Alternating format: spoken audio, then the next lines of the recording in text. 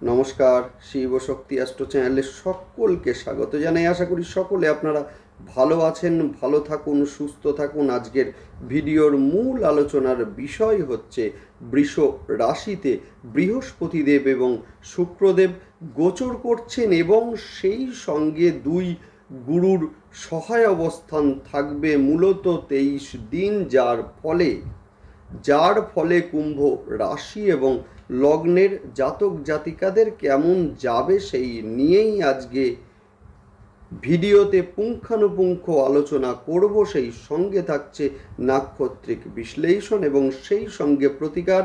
অবশ্যই আপনারা ভিডিওটিকে শেষ পর্যন্ত দেখতে থাকুন। গত 1 মে তারিখে বৃহস্পতিদেব গোচর করেছেন বৃষ রাশিতে দুপুর 2:30-এর কিছু আগে। সেই সঙ্গে 19 তারিখে শুক্রদেব গোচর করবেন বৃষ রাশিতে, যেখানে থাকবেন মূলত 23 দিন। সুতরাং দুই গুরুদেবকে আমরা একসঙ্গে দেখব বৃষ রাশিতে। সেই সঙ্গে বলতেই পারি আমরা, সেটা হচ্ছে বৃষ রাশি হলো শুক্রদেবের নিজস্ব ঘর, স্বক্ষেত্র। সুতরাং বৃহস্পতিদেব আপনাদের দ্বিতীয় স্থানের অধিপতি এবং সেই সঙ্গে মূলত একাদশ স্থানের অধিপতি।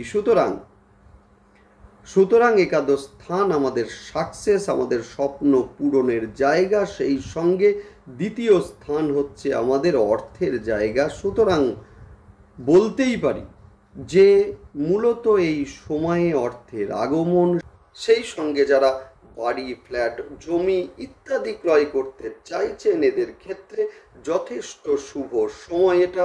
মায়ের শারীরিক অবস্থার কিছুটা উন্নতি হতে দেখব আমরা, সেই সঙ্গে পিতার সঙ্গে মতান্তর সেটাও কিন্তু লক্ষ্য করব আমরা। যাই হোক, অবশ্যই আপনারা ভিডিওটিকে শেষ পর্যন্ত দেখুন এবং সেই সঙ্গে সকলকে অনুরোধ করব অবশ্যই আপনারা চ্যানেলটিকে সাবস্ক্রাইব করে নেবেন। গ্রহের প্রতিটা গোচর, সেটা সাময়িক হোক বা সেটা দীর্ঘ সময়ের জন্যই হোক, প্রতিটা গ্রহের গোচরের ইম্প্যাক্ট, প্রতিটা গ্রহের গোচরের যে প্রভাব, সেটা কিন্তু আমাদের জীবনে ভীষণভাবে পড়ে।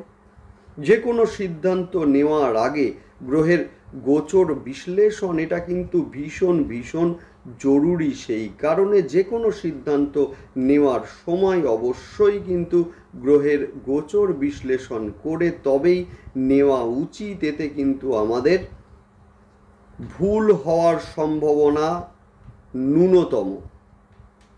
সেই সঙ্গে বলতে পারি, জীবনে সফলতার শীর্ষে উঠতে গেলে অবশ্যই গ্রহের গোচর আপনাদের বিশ্লেষণ করতেই হবে এবং গ্রহের গোচর অনুযায়ী আপনাদের সিদ্ধান্তগুলোকে গ্রহণ করতে হবে। গ্রহের প্রতিটা গোচরের সঙ্গে সঙ্গে আমি আসি আপনাদের কাছে, যাতে আপনারা সঠিক সময়ে সঠিক সিদ্ধান্তটা নিতে পারেন। সেই কারণে অবশ্যই সকলকে অনুরোধ করব, অবশ্যই আপনারা চ্যানেলটিকে সাবস্ক্রাইব করে নেবেন, যাতে করে প্রতিটা ভিডিওর নোটিফিকেশন সহজে আপনাদের কাছে পৌঁছে যায়। যাই হোক, শুরু করছি মূল আলোচনা। কুম্ভ রাশি, যেটা কিনা স্থির এবং সেই সঙ্গে বায়ু রাশি। স্থির রাশি হওয়ার কারণে জন্মছকে যদি শনিদেব ভালো অবস্থায় থাকেন তো যে সিদ্ধান্ত এরা নেবে সেটা কিন্তু করবেই।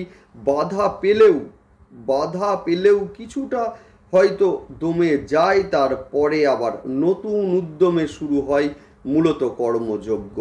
সেই সঙ্গে বায়ু রাশি হওয়ার কারণে একই সঙ্গে যে একাধিক ভাবনা চিন্তা, সেই সঙ্গে একাধিক যে উপায় চিন্তন, সেটা কিন্তু এদের দ্বারাই সম্ভব।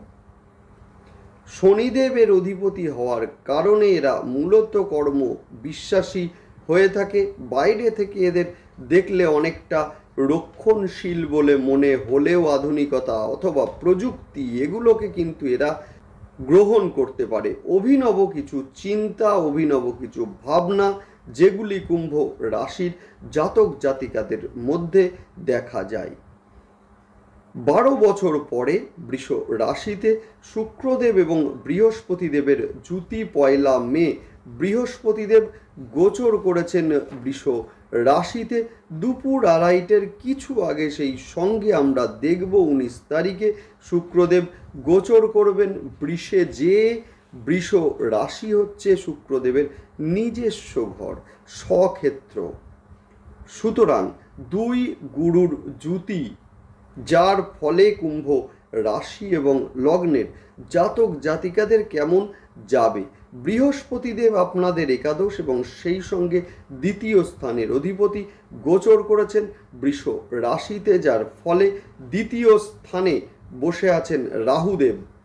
মূলত রাহুদেবের অবস্থান 2য় স্থানে, যার ফলে অর্থের ব্যয় সেটা কিন্তু আমরা লক্ষ্য করেছিলাম। যাই হোক, এই সময়ে আমরা দেখব অহেতুক যে অর্থ বেরিয়ে যাওয়া সেগুলি থেকে মিলবে মুক্তি, সেই সঙ্গে অর্থের আগমন সেইটাও কিন্তু আমরা লক্ষ্য করব এই সময়ে। একাদশ ঘর সাফল্য এবং সেই সঙ্গে 4র্থ ঘর হচ্ছে মানসিক সুখ, অর্থের যে আগমন সেইটা যেমন এই সময়ে লক্ষ্য করব, একই সঙ্গে আমরা দেখব গৃহ প্রাপ্তি, জমি প্রাপ্তি, ফ্ল্যাট প্রাপ্তি, সেগুলোও কিন্তু লক্ষ্য করা যাবে মূলত এই সময়ে। যদিও আগামী মাসের শেষে বুধের গোচরের ফলে ফাটকা কিছু অর্থের আগমন সেইটাও কিন্তু আমরা লক্ষ্য করব। অবশ্যই আপনারা দেখতে থাকুন ভিডিওগুলো, অবশ্যই আপনারা চ্যানেলটিকে সাবস্ক্রাইব করে নেবেন। বুধের গোচরের সঙ্গে সঙ্গে আবার আসবো আমি আপনাদের কাছে। বুধের গোচরের ফলে কিন্তু ফাটকা কিছু অর্থ সেইটা কিন্তু আসার সম্ভাবনা আছে। যাদের পিতা গৃহ ক্রয় করতে চাইছিলেন বা ফ্ল্যাট বা জমি, এদের ক্ষেত্রে কিন্তু ভীষণ শুভ সময় এটা। যদিও পিতার সঙ্গে কিছুটা মতবিরোধ সেইটাও কিন্তু এই সময়ে লক্ষ্য করব, সেই সঙ্গে পিতার স্বাস্থ্যহানি সেইটাও কিন্তু মূলত এই সময়ে লক্ষ্য করা যাবে। 4র্থ এবং একাদশ স্থানের যোগ, অর্থাৎ শুক্র এবং বৃহস্পতি দেবের যোগের ফলে যারা বাড়ি তৈরি করবেন ভাবছিলেন, বাধা আসছিল, সেই বাধা কিন্তু কাটতে চলেছে। সেই সঙ্গে গৃহযোগ, সম্পদযোগ সেগুলোও কিন্তু এই সময়ে লক্ষ্য করা যাচ্ছে। এই সময়ে বাড়িতে যাদের অসুস্থ মা রয়েছেন এদের ক্ষেত্রে বলবো শারীরিক অবস্থার কিছুটা উন্নতি, সেই সঙ্গে বেটার একটা ট্রিটমেন্ট সেটাও কিন্তু এই সময়ে আমরা লক্ষ্য করব। এই সময়ে কিছু উপকারী বন্ধু যাদের সঙ্গে হয়তো আপনাদের যোগাযোগ বিচ্ছিন্ন ছিল, বা আপনার আশেপাশের বেশ কিছু বন্ধু মূলত তাদের দ্বারা উপকৃত হওয়া সেইটাও কিন্তু এই সময়ে আমরা লক্ষ্য করব। যারা দীর্ঘদিন যে কোনো অসুখে ভুগছিলেন, রোগ ধরা পড়ছিল না বা দীর্ঘদিন ওষুধ খেতে হচ্ছিল, এদের ক্ষেত্রে বলবো কিছুটা বেটার ট্রিটমেন্ট সেটাও কিন্তু এই সময়ে আমরা লক্ষ্য করব। কোনো ভালো চিকিৎসকের পরামর্শ বা তাদের দ্বারা উপকৃত হওয়া সেইটাও কিন্তু এই সময়ে আমরা লক্ষ্য করব। দীর্ঘদিনের ওষুধের থেকে কিছুটা রিলিফ সেইটাও কিন্তু এই সময়ে লক্ষ্য করা যাবে। শিক্ষার জন্য এই সময় যথেষ্ট শুভ। শিক্ষার জন্য যারা বাইরে যেতে চাইছেন, নবম সেই সঙ্গে 4র্থ এবং সেই সঙ্গে মূলত একাদশ স্থানের যোগ, এই স্বপ্ন আপনাদেরকে সার্থক মূলত করবে। সেই সঙ্গে রেজাল্টের পর যারা ভালো কোনো ইনস্টিটিউটে ভর্তি হতে চাইছিলেন সেইটাও কিন্তু এই সময়ে লক্ষ্য করা যাবে।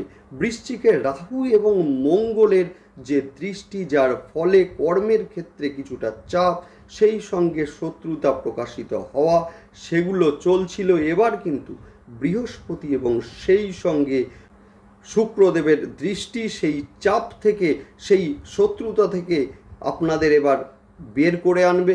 সেই সঙ্গে বলতে পারি নতুন কর্মের প্রাপ্তি, বিশেষ করে কোনো মাল্টিন্যাশনাল কোম্পানি বা কোনো বড় কোম্পানিতে জব সেটাও কিন্তু এই সময়ে লক্ষ্য করা যাবে। যারা বাড়ি থেকে কিছুটা বাইরে যেতে চাইছিলেন বা যারা বিদেশে যেতে চাইছিলেন এদের ক্ষেত্রে ভীষণ শুভ।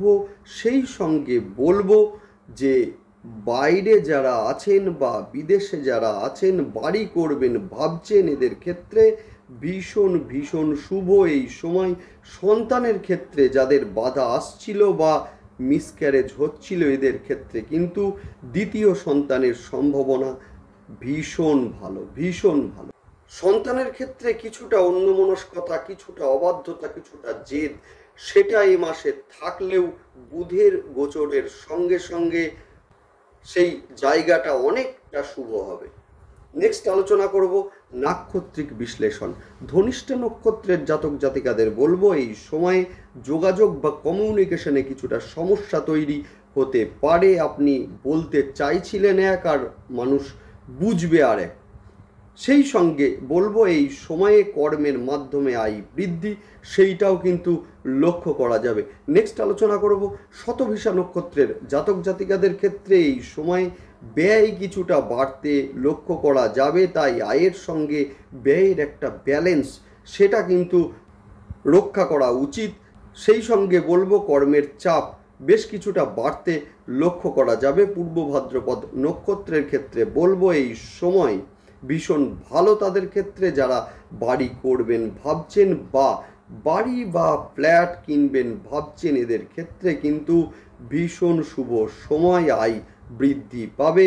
মায়ের শারীরিক অবস্থার বেশ কিছুটা উন্নতি, সেইটাও কিন্তু এই সময়ে আমরা লক্ষ্য করব। নেক্সট আসবো প্রতিকার নিয়ে। যেহেতু কুম্ভ রাশি শনিদেবের রাশি, সেই সঙ্গে কুম্ভ রাশিতে কিন্তু শনিদেবের 7.5 চলছে, সুতরাং যাদের ন্যাটাল চার্টে শনিদেব নিচস্থ আছেন, বকরি আছেন, এদের ক্ষেত্রে বলবো অবশ্যই আপনারা সোমবার এবং শনিবার করে রুদ্রাভিষেক অবশ্যই আপনারা করুন। সেই সঙ্গে বাড়ির পশ্চিম দিক অবশ্যই আপনারা পরিষ্কার রাখুন। যাদের বাড়ির পশ্চিম দিকে মূলত টয়লেট বা রান্নাঘর আছে, এদের ক্ষেত্রে বলবো স্থানীয় কোনো অ্যাস্ট্রোলজার বন্ধুকে দিয়ে অবশ্যই আপনারা বাস্তু সংস্কার অবশ্যই আপনারা করিয়ে নিন, ভালো রেজাল্ট আপনারা পাবেন। সেই সঙ্গে বলবো মা তারার গায়ত্রী মন্ত্র অন্তত 108 বার অন্তত পাঠ করার চেষ্টা করুন, ভীষণ ভালো রেজাল্ট আপনারা পাবেন।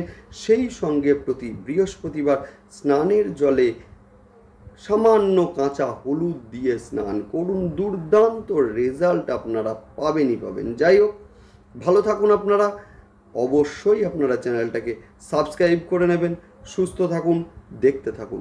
নমস্কার।